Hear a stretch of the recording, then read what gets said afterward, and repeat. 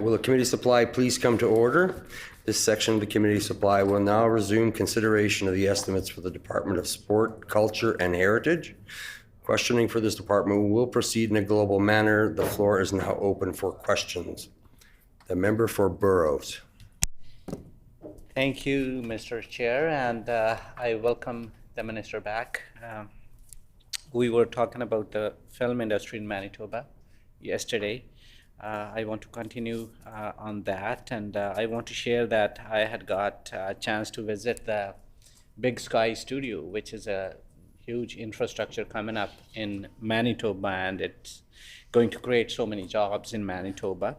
I'm just wondering, can the minister share if there are any plans to start some education and training courses in Manitoba to prepare Manitobans to get those jobs in that facility or beyond?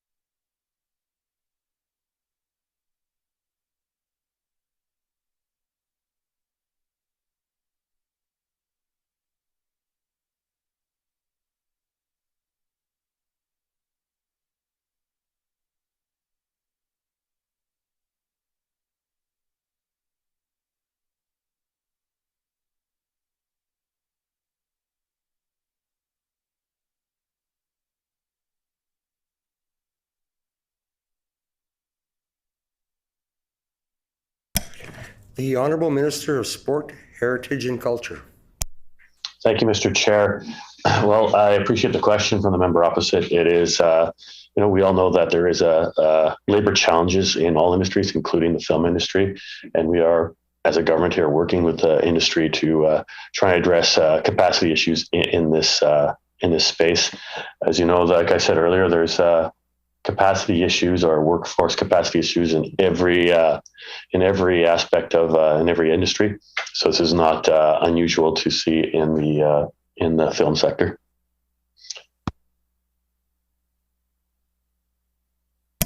The member for Burrows. Just a follow-up to know if the minister thinks that we need to develop infrastructure or institutions or new courses in future to prepare Manitobans, especially our next generation, to get into employment in the film industry.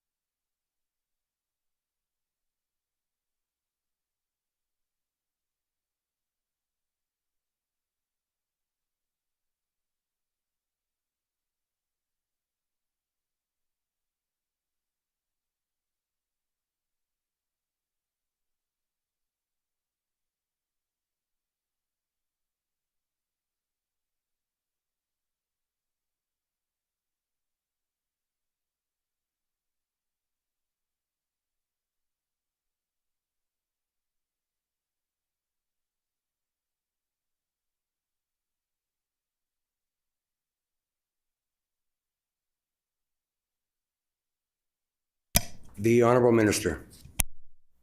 Oh, thank you, Mr. Chair. So our government and my department, we are working with stakeholders in the film industry to address some of the more specific gaps that they are experiencing. And of course, in conjunction with Ministers of Advanced Education, Immigration, and EDIT, we know that's a number of departments that this touches. So we are working together with in government and of course with our stakeholders to address those very specific gaps that they're experiencing. The member for Burrows. I have two more quick questions for the minister regarding ethnic sports and libraries. So I would start with the ethnic sports. I have met with so many of my constituents and other Manitobans beyond my constituency who are new Canadians. New Canadians, I mean to say, they are immigrants basically, especially from Philippines and India, in addition to other parts of the world. And they love their own sports. For example, Filipino people bring arnis and sikran with them. Indian people bring cricket and kabaddi with them. So I just want to know if there are any efforts on the way to promote these ethnic sports in Manitoba.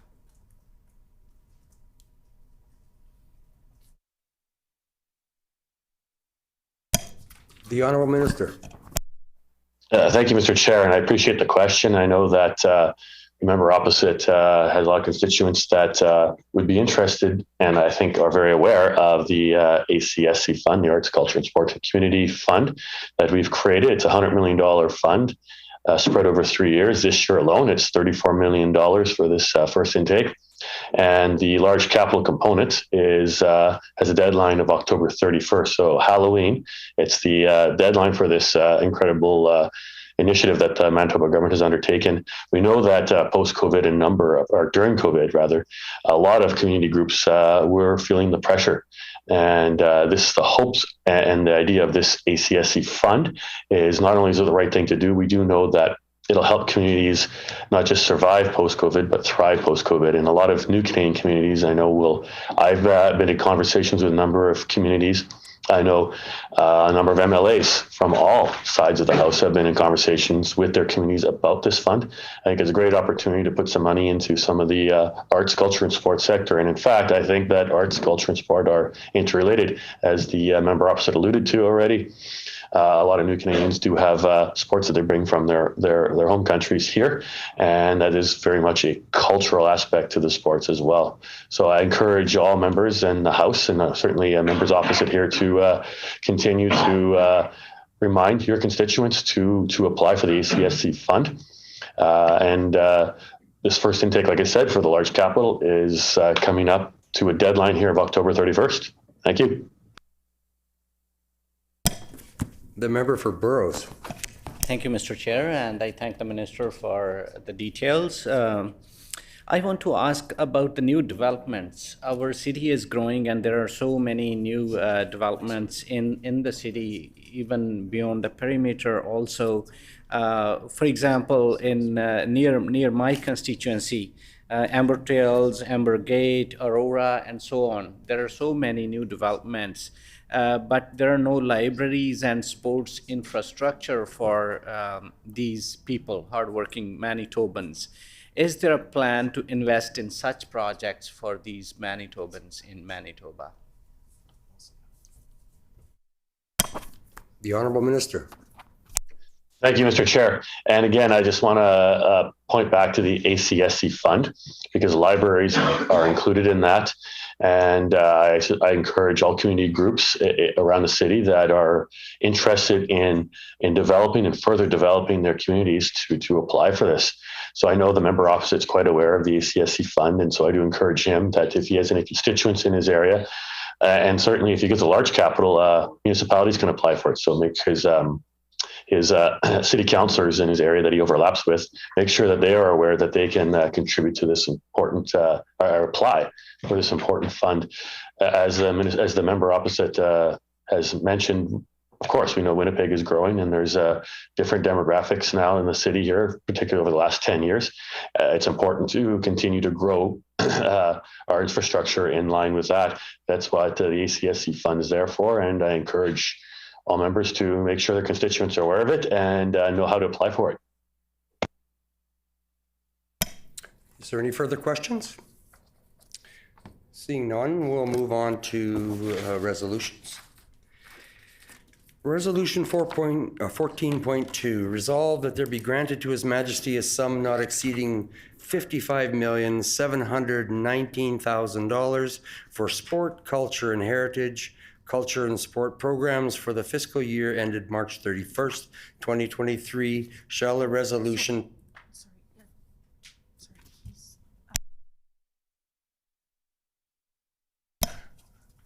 The Honorable Minister of Sport, Culture, and Heritage. Thank you, Mr. Chair. Before we went into that portion of the committee, I just wanted to answer two questions from the member opposite from yesterday. We took under advisement, and I thought it'd be appropriate to answer them now. If I can do that, I've got, give me a few minutes. No, wait, hang on.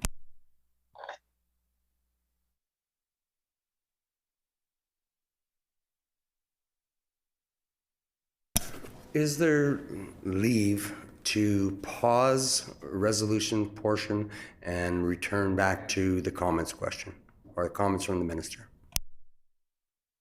So can we go back to Mr.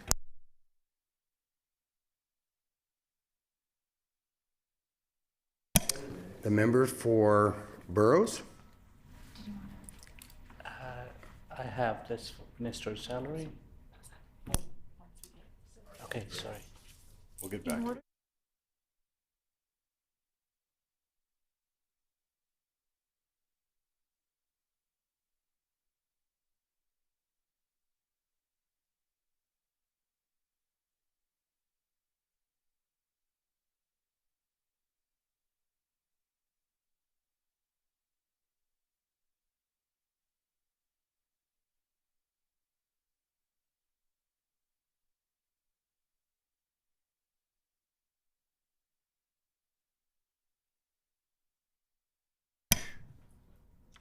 Okay, so we agree that we have seek leave to return back to the minister questions. I'll recognize now the member for Burrows. Yeah, I would request the minister to answer the questions under advisement. The Honorable Minister of Sport, Heritage and Culture. Thank you, Mr. Chair. I appreciate that, and thank you to the committee for allowing this here. So one of the questions from yesterday was the vacancy rate, and the numbers we were not able to give at that time was 2016's vacancy rate. I have that now. The vacancy rate in Sport, Culture, Heritage for 2016 was 21.2%. Yeah, Manitoba Centennial Center. I have a list here of capital funding going back from 2016. So from 2016 to 17, the concert hall electronic acoustic enhancement is $179,000. 2017, 2018, a marquee sign, building elevators, the MPC entrance canopy was $507,500. 18-19 was the orchestra pit, heating, cooling coils, and parking equipment was $427,200. 2018, fire alarm system upgrade, excuse me, $5,248,000. 1920, sewer pump and water line replacement was $516,100. In 2020, the carpet replacement in the concert hall foyer and reception areas was $750,000.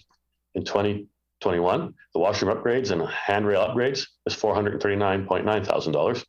In 2021, it was a multi-year envelope restoration, and that's expected completion is in 23-24 for $12,278,000. That's the Centennial Concert Hall building envelope restoration includes, or is up to, $12.5 million.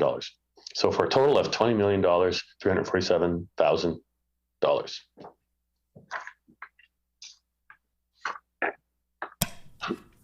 Thank you very much, Minister. And is there any further questions? Seeing none, I thank the Minister for that clarification. I thank the committee for allowing these further comments of clarity to be added into the record. So we will return now to Resolution 14.2. Resolve that there be granted to His Majesty a sum not exceeding 45 million. 55 million. I'm sorry. I will start again. It must be a Friday. Resolution 14.2. Resolve that there be granted to His Majesty a sum not exceeding $55,719,000 for sport, culture and heritage, culture and sport programs for the fiscal year ended March 31st, 2023. Shall the resolution pass? The resolution is accordingly passed. 14.3 resolution. Resolution 14.3. Resolve that there be granted to His Majesty a sum not exceeding $2,817,000 for sport, culture and heritage, information resources for the fiscal year ended March 31st, 2023. Shall the resolution pass? The resolution is accordingly passed. Resolution 14.4, resolved that there be granted to His Majesty a sum not exceeding $50,000 for sport, culture, and heritage capital assets for the fiscal year ended March 31st, 2023. Shall the resolution pass? The resolution is accordingly passed.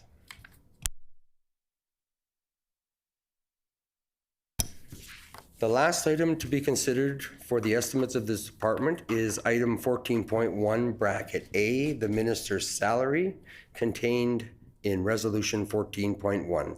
The floor is open for questions. The member for Burrows. I move that line item 14.1 bracket A be amended so that the Minister of Sport, Culture and Heritage salary be reduced to $21,000.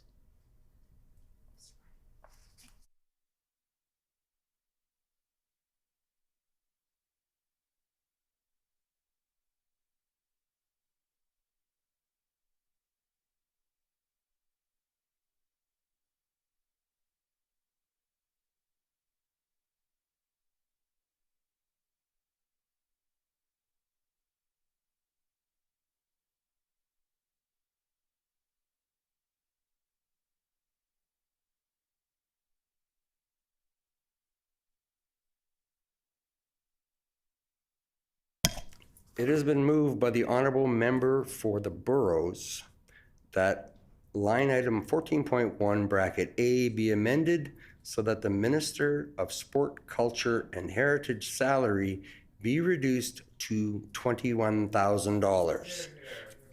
This motion is in order. Are there any questions or comments on this motion?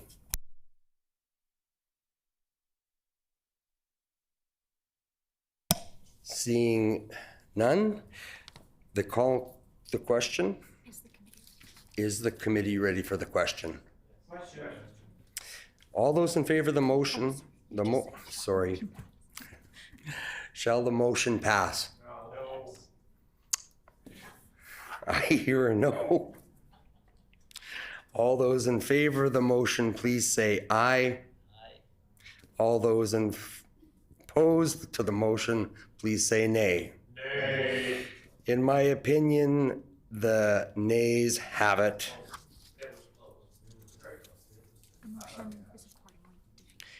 The motion is accordingly defeated.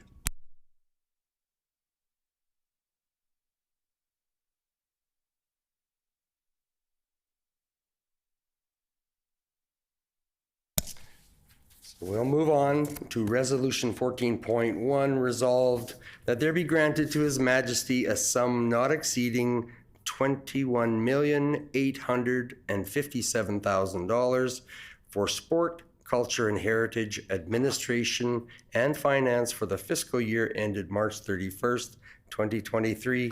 Shall the resolution pass? Pass. The resolution is accordingly passed.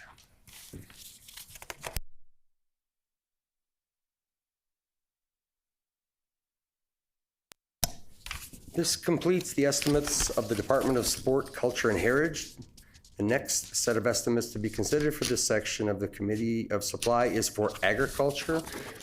And shall we briefly recess to allow the ministers and the critics the opportunity to prepare for the commencement of the next set of estimates? Absolutely. Committee recess.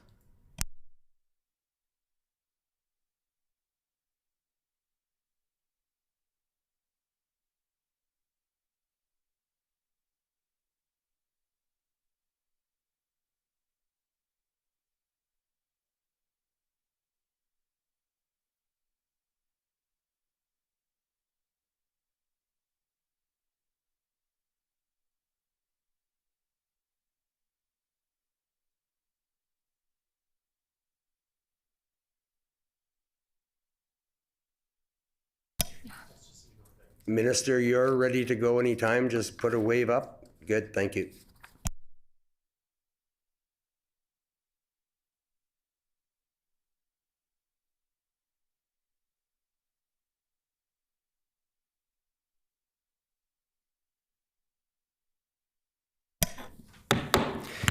Will the Committee Supply please come to order?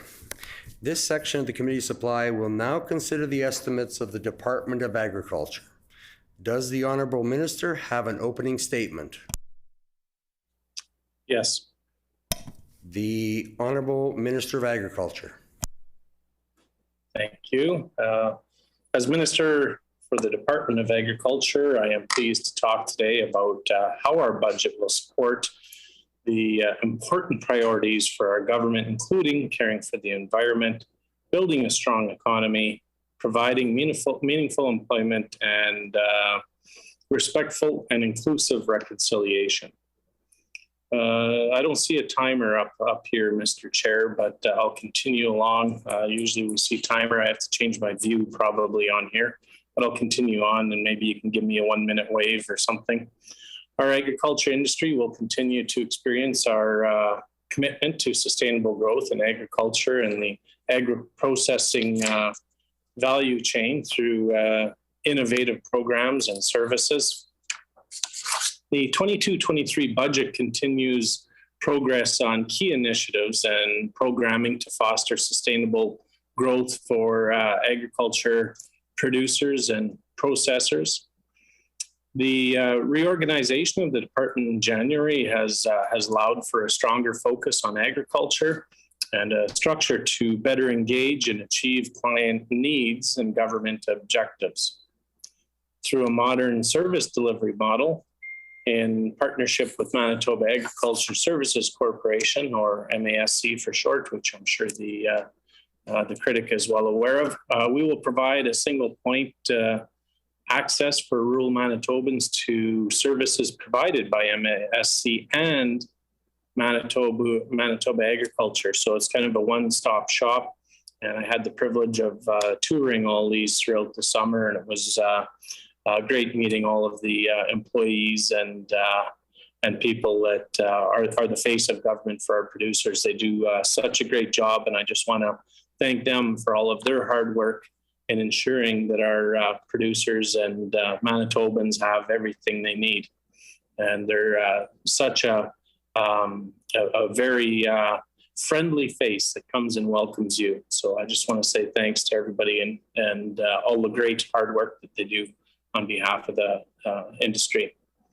So the face-to-face option has been augmented by improvements in My MASC online portal. It's a new online chat option. Oh, bless you, Deputy Chair. And modernized phone systems that allow clients to receive services in French. So that's something that was never done before, and now that option is available. So I want to thank all the hard work that's gone into that, and that's the first for our province and something to be proud of. Of course, our government supports all those initiatives. It's been many years. Well, many years has been never since it was offered in French in that manner. This initiative approach to service delivery, this innovative approach to service delivery has also resulted in alignment between the department and MASC, where efficiencies have been gained and the client's experience enhanced. So again, if somebody comes into town and they need to deal with both departments, they can just stop at the one building. And often they're in town, maybe towing a trailer because they're maybe bringing an animal to the vet or something, or just moving equipment, and it's a little awkward to get around sometimes. But this allows them to find a parking stall and then access all their business that they need in one building. So on the theme of a more focused approach for the department, we have a new division which leads our agriculture production and resilience programming and services. This division will oversee initiatives such as environmental farm plans, climate change and adaptation efforts, sustainable production, and development of the agri ecosystem.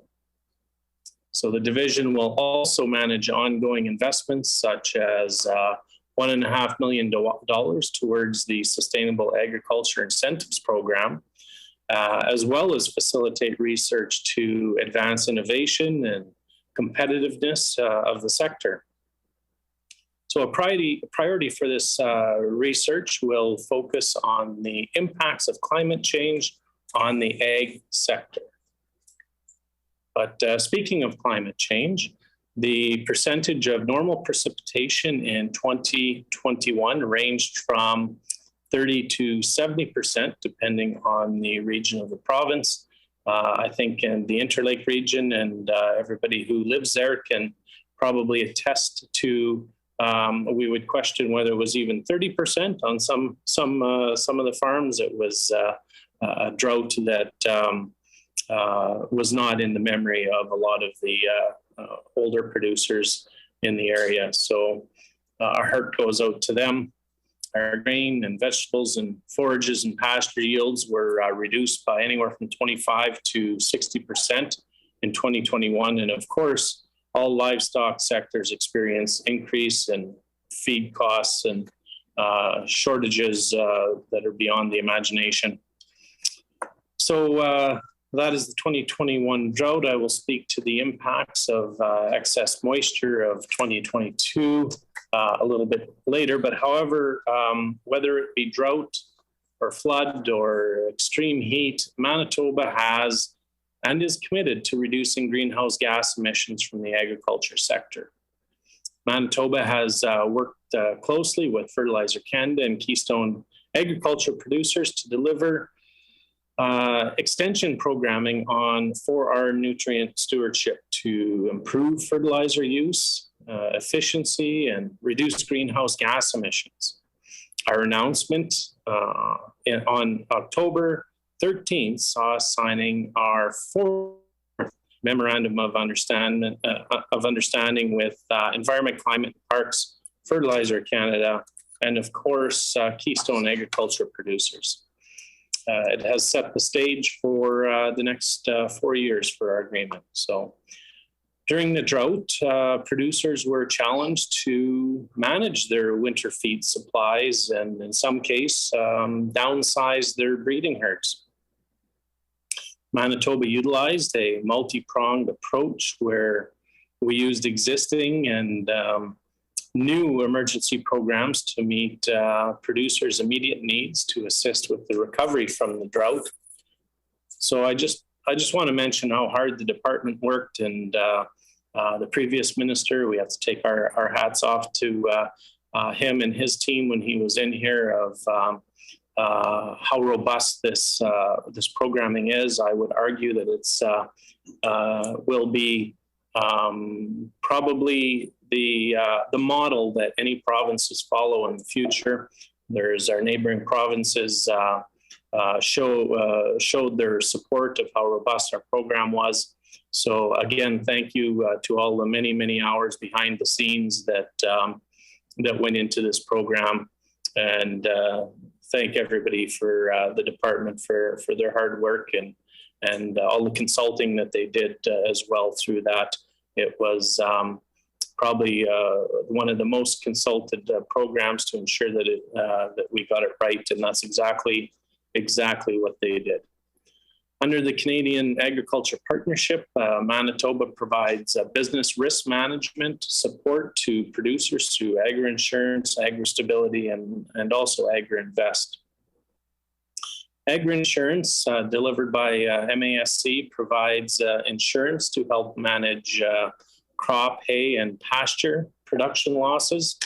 Record level payments were made in 2021. Agri-insurance payments were the highest payout in the last 20 years. 1 minute left, okay. In the last 20 years, reaching $575 million for the 2021 crop year. A total payment of $53.4 million for forage and related indemnities, including $8.9 million for the hay disaster benefit, provided also an additional $44 per ton for coverage for producers for their hay. This is the highest payout for forage, hay, and disaster benefits in Manitoba Agriculture's history. Agriculture and Agri-Food Canada forecast higher grain prices, and crop insurance payments will offset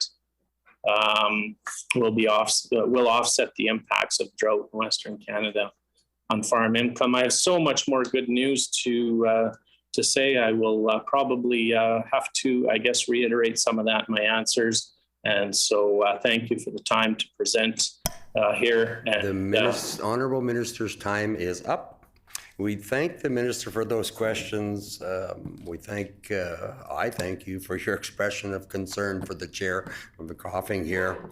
And I will advise the Minister to that you are able to change your view on your computer screen to show your timer. So if that helps, I can continue to still give you a hand signal if that's what you want, but you are able to do that. Does the critic from the official opposition have an opening statement? The member for Burrows. Thank you, Mr. Chair. I would be brief. I want to welcome the minister in his role, and we have a bit of time today to consider the estimates of agriculture. We know that agriculture has seen significant staff reduction since 2016, and the vacancy rate is still very high. I'd like to hear from the minister about the current situation. Agriculture has undergone a significant staff reduction and restructuring on its service delivery as well. We've heard from producers their concerns about access.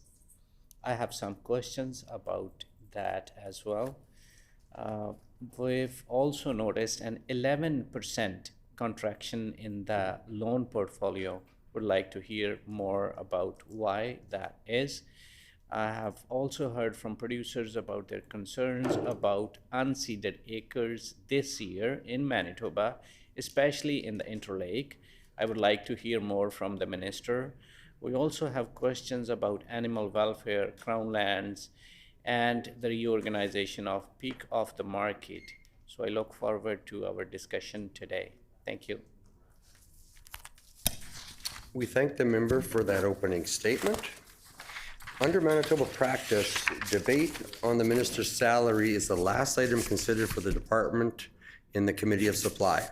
Accordingly, we shall now defer consideration of line item 3.1 bracket A contained in resolution 3.1. At this time, we invite the minister's staff. This time, we invite the minister to introduce his staff. At this time, we'll invite the minister to introduce the staff he has in attendance. The Honourable Minister. Thank you. I was just pushing my unmute, but I also was raising my hand. So thank you for recognizing me so quickly. Of course, there's myself here, obviously. I don't need to give any introductions for myself. My deputy minister is not here today. She's out doing great work for Manitobans through a FPT deputy ministers meeting, and that's very important. So that's the work she's doing today. So I want to thank her and her staff that are there with us representing Manitoba and doing a great job at that. So we have here Assistant Deputy Minister Dave Hunt. And he attended a lot of the tours that I've been on at my time as a minister. So I want to thank him for all of his efforts that he's put in as well. Assistant Deputy Minister Maurice Bouvier, he's also been on many tours with me, and all the hard work that they do as assistant deputy ministers is outstanding. Another huge importance to our team here. We have Jared Monroe, and he is the MASC Chief Executive Officer. And I was pleased to tour all of our one-stop shop buildings for MASC and Manitoba Agriculture with Jared across this past summer. And so I want to thank him for that, but he's here with us today. We also have Ag Executive Financial Officer, Kevin Croker. He's the one who will be getting all of our answers on that side for the ones that are very technical.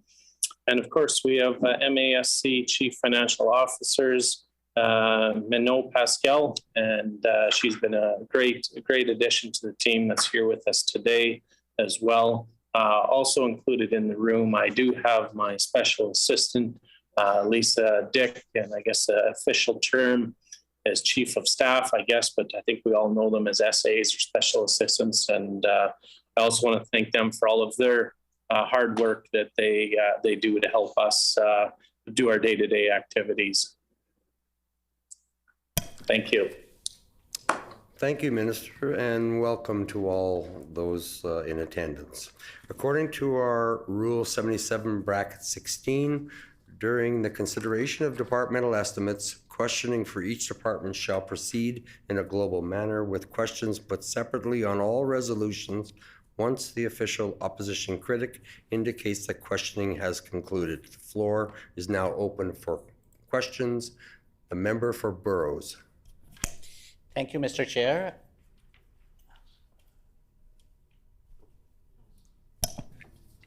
The Honourable Minister of Agriculture.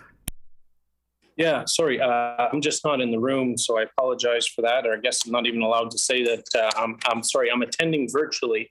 Were you going to give an opportunity for the critic to introduce his staff? I can't see them on the camera, so and maybe if there is no staff, maybe you could indicate that as well, because I think that's only fair. If you give me the opportunity to introduce my staff, you should also allow the critic to introduce his staff.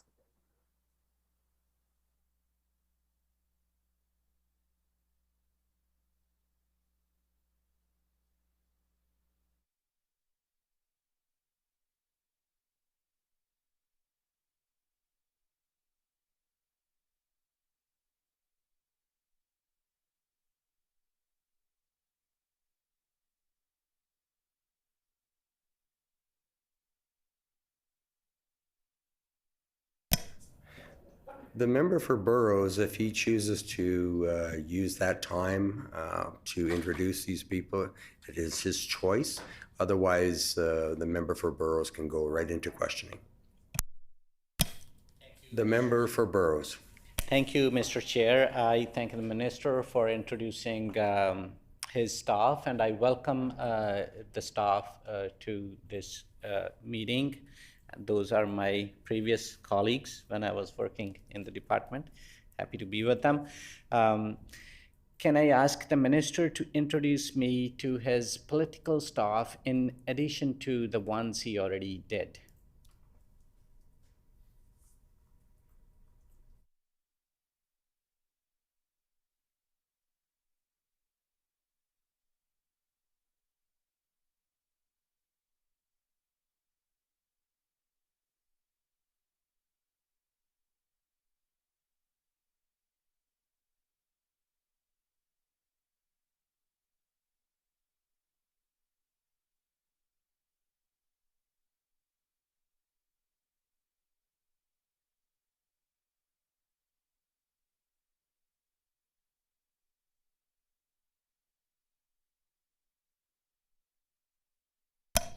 The Honorable Minister of Agriculture.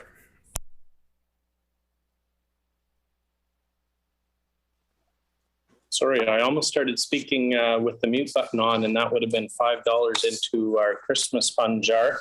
So I apologize for that, but I caught myself just in the nick of time. Yes, I introduced my special assistant, or what I guess the proper term is chief of staff. I introduced her, Lisa Dick. She's been a huge asset for helping me get my day-to-day work done. But yes, you're right. There are a few other people. We have my executive assistant here, Taylor Schul. So that's a great help to the team as well. And then we have, I believe the title might be policy analyst. No, I'm getting a shake here, but Mark Stewart. I'm not sure what his actual title is, but those of us on government side know Mark, and he helps us with our day-to-day issues. And he's in the room just purely for entertainment. He's not really part of the team, but he's just here listening. Maybe in case there's a riveting question from the critic. So I will cede the floor to the critic for that specific riveting question that we're waiting for.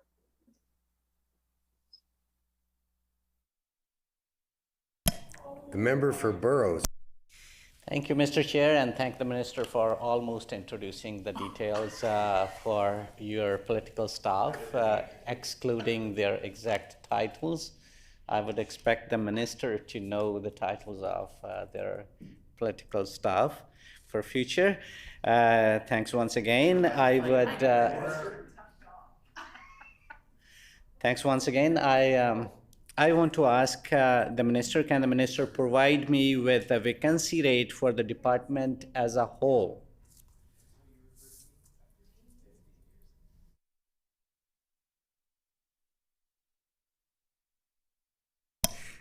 The Honorable Minister of Agriculture. Yes, thank you for that. So I have now found out the title of the political staff. It's Issues Management Specialist. So that's a very, very technical term for the guy that helps us out when we have issues. So now you specifically ask about the vacancy rate as a whole. So I'm assuming that that's the current vacancy rate that the member's talking about. And that would be total FTE count. I'm just looking at the sheet here. I probably should have waited for a second, but I was so eager to get the title for Mark Stewart out as Issues Management Specialist that I didn't quite, not quite on the right page here. I think we have a full, when we're at full complement, we have 384.5 FTEs. And what is not filled in there, I'm just going through the chart here, number of vacant positions. So maybe I'll ask the member, did he want a percentage or the number of vacant positions? Just to be clear, so I answer his question as appropriate as he's asking. The member for Burrows. I meant to ask the vacancy rate.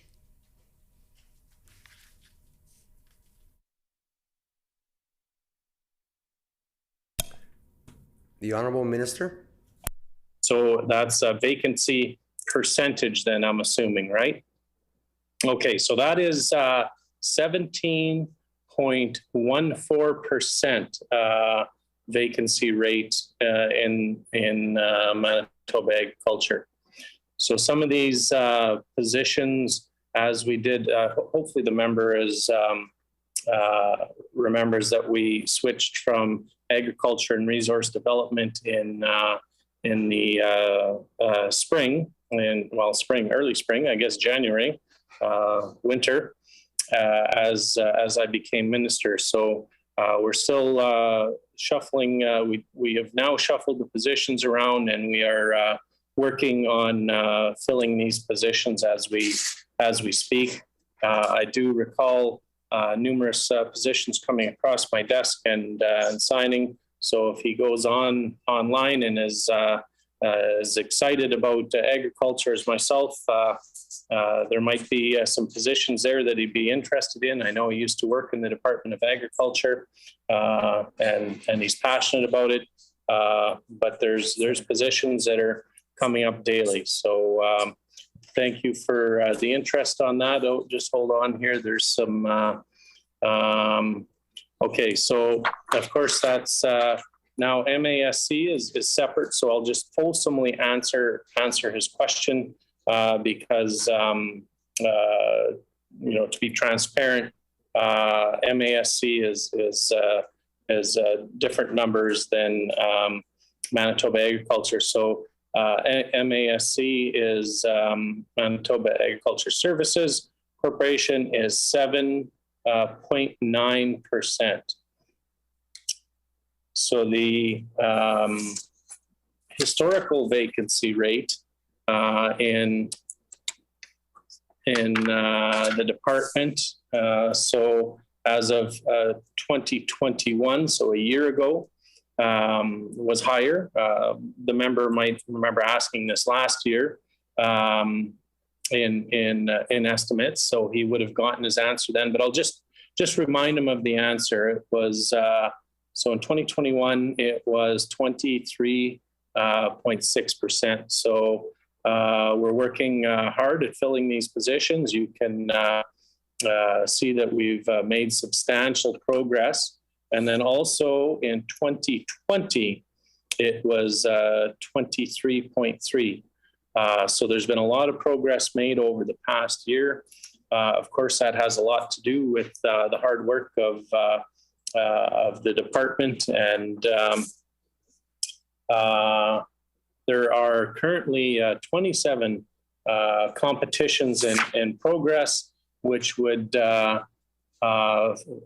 reduce, if we're successful in getting all of them, that would almost put that 17.4% in half. So we are, now that we're reorganized as a new department, we're very excited to get fully staffed and fill those. So with those 27 competitions, rough math, not exactly, but I don't know, we'd be around, I don't know, 10, but I'll let the member do the math on that one. But we'd be around almost half of that 17.4% would be filled. So we're excited to get those competitions signed, sealed, and delivered. And the number here, that would actually reduce us to 10.85% if we're successful in filling all 27 of those. So that's great news. The department is working hard and filling those. I think people can be very proud of what the department does and be part of that team. It's a huge team effort here. They work very, very well together, right from our entry-level positions all the way up to the Deputy Minister's office. And I'm so proud of them. I just want to say thank you to all the hardworking staff. And I cede the floor. The member for Burrows. Thank you, Mr. Chair. Can I ask the Minister to share the numbers for 2016 as he did for 2021 and 2020, which was before the reorganization of the department, so that we can compare what the numbers were. Numbers, I mean to say, vacancy rate in 2016.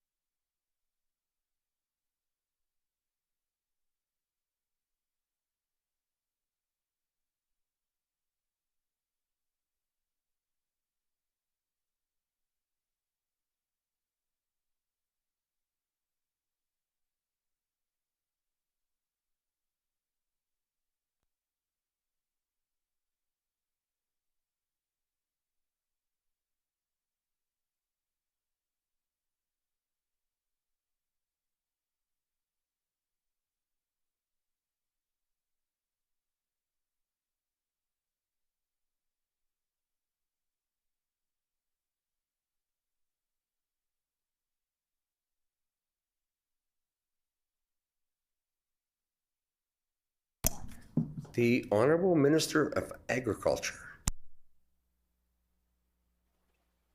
Yeah, thank you. Thank you for that, and thank you for the question. So these are, I'm just gonna, and I know my critical know, but I'll just tell them. So these are going to be fiscal year ends that I'm going to give them the dates for. Where the previous ones were not fiscal year end, it was current or equivalent pretty much to this date. So 2015-16. So this as the member is well aware, but I'll just state it to put it on the record. So this is ending March 31st and starting April 1st. So these numbers will coincide with our budget year. So these are as of March 30th of each year as the numbers that I'm going to relate to the member. So 2015-16, a vacancy rate was 20.19%. So that's, well, I guess I'm not going to comment on when that coincided with any political change or anything like that. I'm sure we can all deduce that. So the number for 2016-17 was 22.86. The number for, again, these are fiscal year ends. And feel free, Mr. Chair, if I'm going too fast, just raise your hand. I'll slow down a little bit here. So the number 2017-18 is 17.25%. For 2018-19, 24.95%. 2019-2020 was 20.31%. So fiscal year ending 2021 or budget year 2020-2021. Oh, hold on, the screen's going blank here on me. Okay, I saved it. It's good. It's good. So where was I? I don't want to start over. I think I'm at 2020-2021. So that was 22.68% vacancy rate. And year 21-22 was 16.83.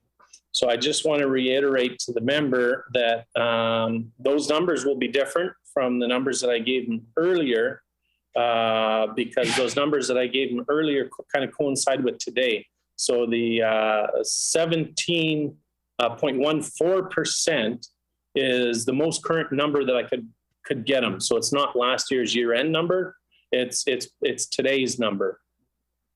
So today's number is 17.14%, but I'll give them last year's today's number, if that makes sense. So last year at this time, the vacancy was 23.6. So the member needs to keep in mind that it was ARD at the time, Agriculture and Resource Development. So there's a good percentage of those vacancies.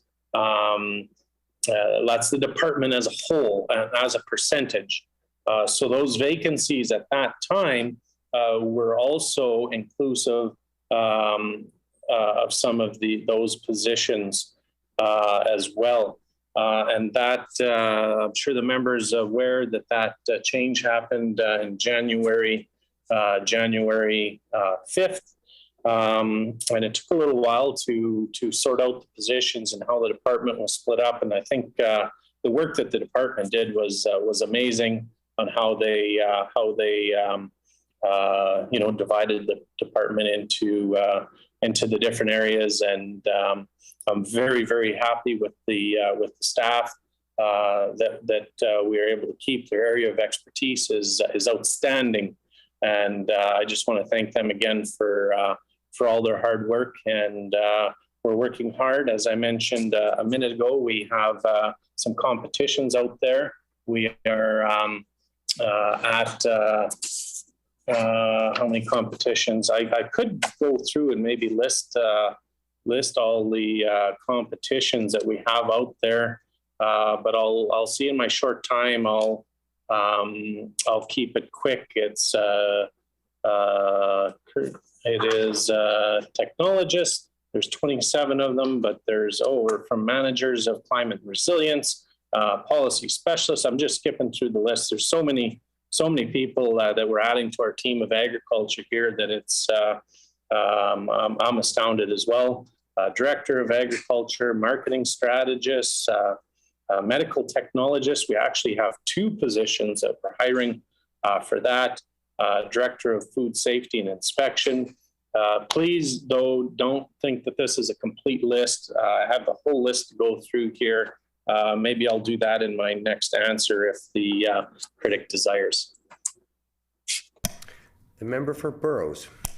Thank you, Mr. Chair. I also want to thank the minister for the information, and I also want to take a moment to thank the hardworking professionals in agriculture department, which is now Manitoba Agriculture and Resource Development, because the situation is that we are having less and less number of people who are working more and more amounts of work. So they have to work harder and harder every single day. I can't thank them enough to serve our farming community.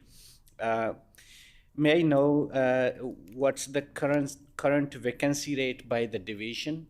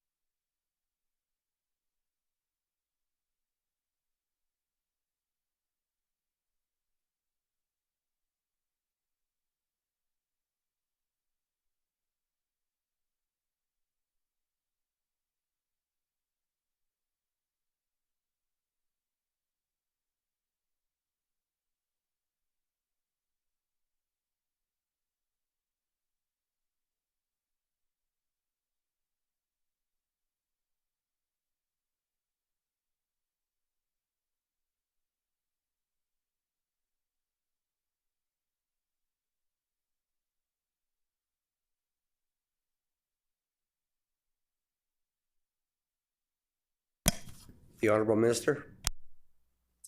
Okay. Yes. So we have that. So I'll break it down into categories because I'm pretty sure that's what the member asked.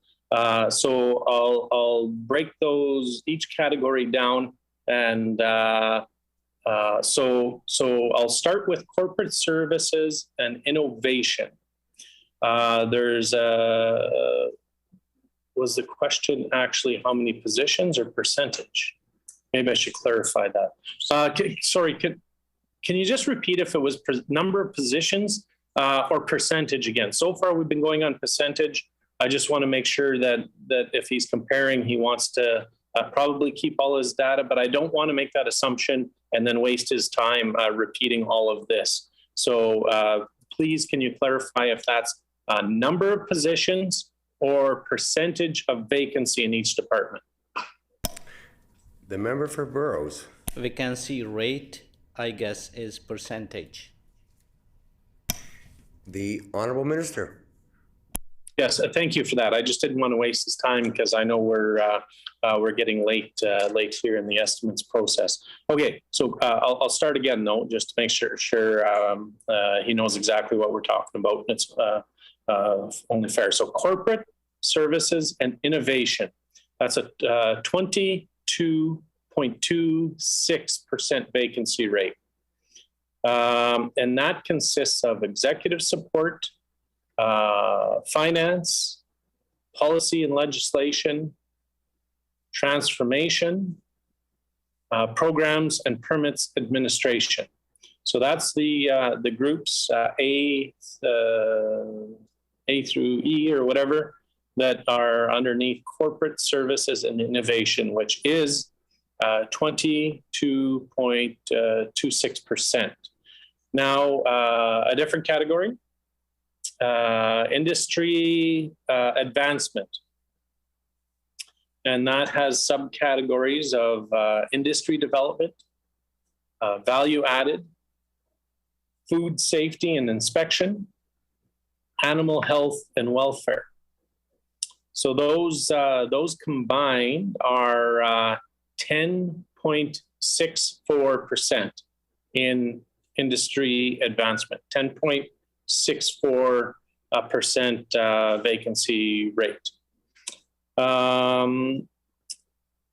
Agriculture, production, and resilience, which falls under land use and ecosystem resilience. This is one of the subcategories, sorry. The main category is agriculture, production, and resilience. So the subcategory, or one of them, is land use and ecosystem resilience and primary agriculture. That is a vacancy of 19.02%.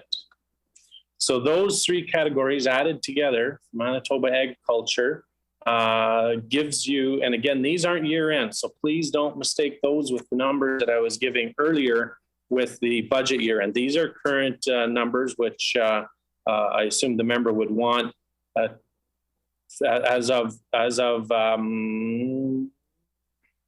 a couple days ago. I'll just get the exact date for the member. So it's as of September 30th. So it's as of September 30th. So we will have updated stats, I guess, at the end of this month is when it goes through. But so these are accurate of September 30th. So for a total vacancy rate of 17.14%. So I can go through some of those subcategories. I probably don't have time here, and I can break that down a little bit further if the member wishes. I'll probably only do that if he asks. I don't want to use up all of his time. So I think I'll leave it there with a total FTE count of 17.14% vacancy rate. But as mentioned, we have 27 competitions that are open right now, and that'll put a substantial reduction now that everything's kind of settled from separating agriculture from resource development. This will really allow us to build up our team. The whole team's excited about it, as am I, and as is our government. This is a great step forward. Agriculture, as we well know, is the backbone of the province. I know it fluctuates from year to year what percentage our GDP is of the entire provincial GDP, but it's substantial. And it's a known fact when Manitoba producers, farmers have a good year, our province has a good year. Those are those years where it allows them to purchase those pieces of equipment that they maybe need to upgrade for a few years. But they wait for a good year to make that business decision. It's kind of tough to upgrade in the tough years, and I think we all can understand we've had a few tough years behind us with the drought and also with the excess moisture this spring. But anyway, to answer the question directly, 22.26 for corporate services and innovation. Industry advancement is 10.64%. Agriculture production and resilience is 19.02%. for a total of 17.14%. The member for Burrows. Thank you, Mr. Chair. I would like to ask the minister about how many Crown land leases with the government were terminated in the last year.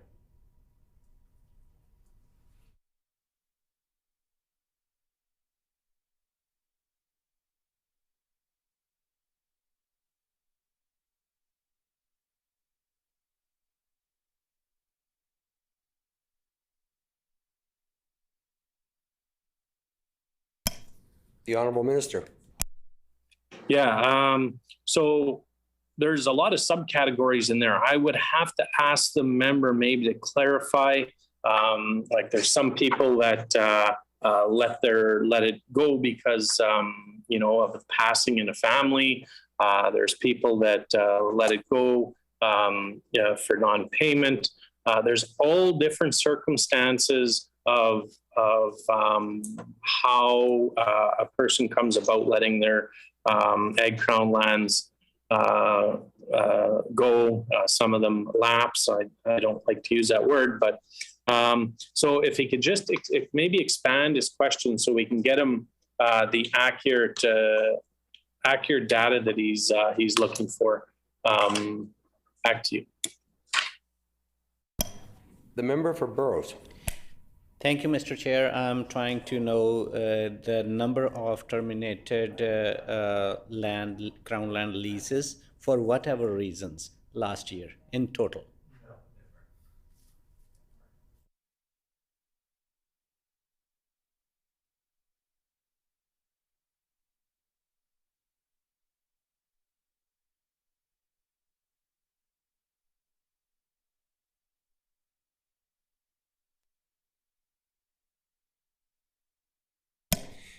The Honorable Minister.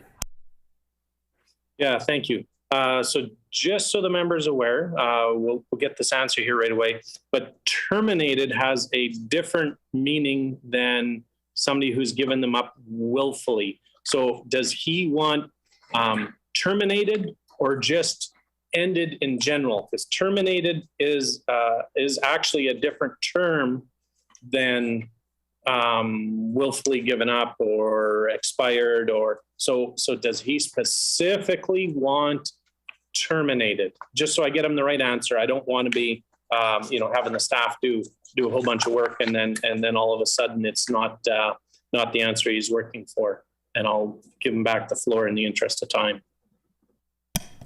The member for Burrows. Thank you, Mr. Chair. Can I get the information on both terminated and given up willfully?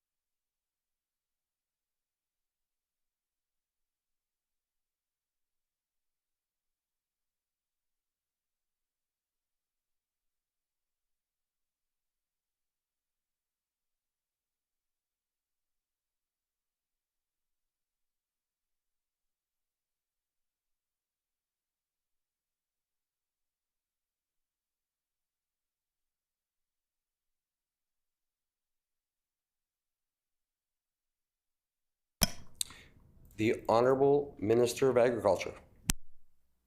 Yeah, so in the interest of time, there were 11 that were canceled due to non-payment. And I'll see if that answers his question, because we're very short of time. So if he wants to reiterate what his question was, but 11 for non-payment. Thank you. The member for Burrows. Thank you, Mr. Chair. Can I know how many young farmers were awarded Crown land leases between 2019 and now?